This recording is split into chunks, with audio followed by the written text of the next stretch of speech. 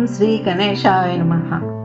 మనం గుడికి వెళ్ళినప్పుడు స్థల పురాణం తెలుసుకుంటే మంచిగా ఉంటుంది. నెల్లూరులో వేదాయపాళెం నందుగల అయ్యప్ప స్వామి గుడికి వెళ్ళు దారిలో వెంకటరెడ్డి నగర్ నందు శ్రీ కామాక్షి తాయి మల్లికార్జున గుడి ఉంది. ఆ గుడిలో 1991లో నెలకొల్పబడింది.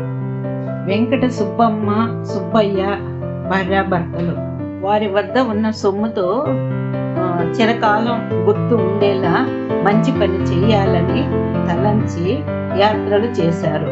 వీరికి పిల్లలు ఉన్నారు. వారిని ప్రయోజకులు చేశారు. కంచికి వెళ్ళి కంచి పీఠాధిపతులను కలిసి వారి సంకల్పం చెప్పితిరి.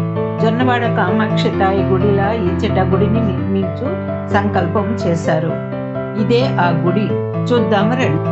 గుడిలోకి ప్రవేశించగానే మనకి ఎదురుగా కనిపించేది కళ్యాణ మండపం. ఈ కళ్యాణ మండపంలో పెళ్ళిళ్ళు శుభకార్యాలు అన్నీ చేసుకుంటారు. మనకి వెడం చేతి పక్కన కాళ్ళు కడుక్కొని అబ్బలో వృక్షం కింద శివయ్య నాగశిలలు దర్శించుకొని దండం పెట్టుకొని ప్రతి ఆదివారము వారికి పూజలు జరుగుతుంటాయి. ధ్వజస్తంభంకు నమస్కరించి ప్రదక్షిణ మార్గంలో ఉన్న దేవతలను దర్శించుకుంటూ పోదాం రండి.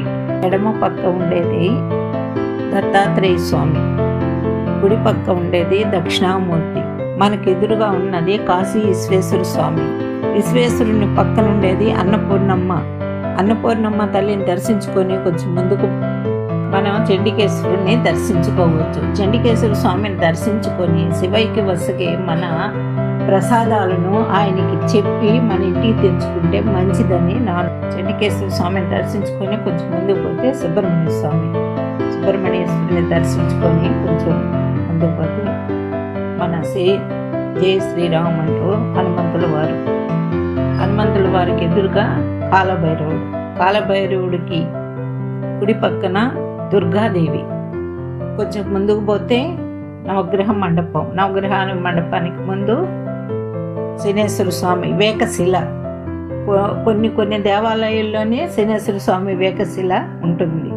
వీరిని దర్శించుకొని మనం గుళ్ళో ప్రవేశించేటప్పుడు ఫస్ట్ గణేశుడు వినాయకుడిని దర్శించుకొని వినాయకుడిని పూజించి శివయ్యని దర్శించుకొని శివయ్యని మనం సేవించుకొని పక్కనే ఉన్న సుబ్రహ్మణ్య స్వామి వల్లి దేవసేన సమేత శ్రీ సుబ్రహ్మణ్యేశ్వరుని దర్శించుకొని ఆ పక్కనే ఉన్న కామాక్షి తాయిని ఆ తల్లిని పూజించి కామాక్షి తాయిని దర్శించుకొని ఆదిశంకరులను దర్శించుకొని బయటికి రాగానే ఆ ధ్వజస్తంభానికి పక్కగా హోమగుండం ఉంటుంది. ఆ హోమగుండంలో ప్రతి నిత్యము గణేష హోమం చేస్తారు. ప్రతి శుక్రవారము అన్నదానము, పల్లకి సేవలు, అమ్మవారికి అర్చనలు, పూజలు ఏడుకగా జరుగుతుంటాయి.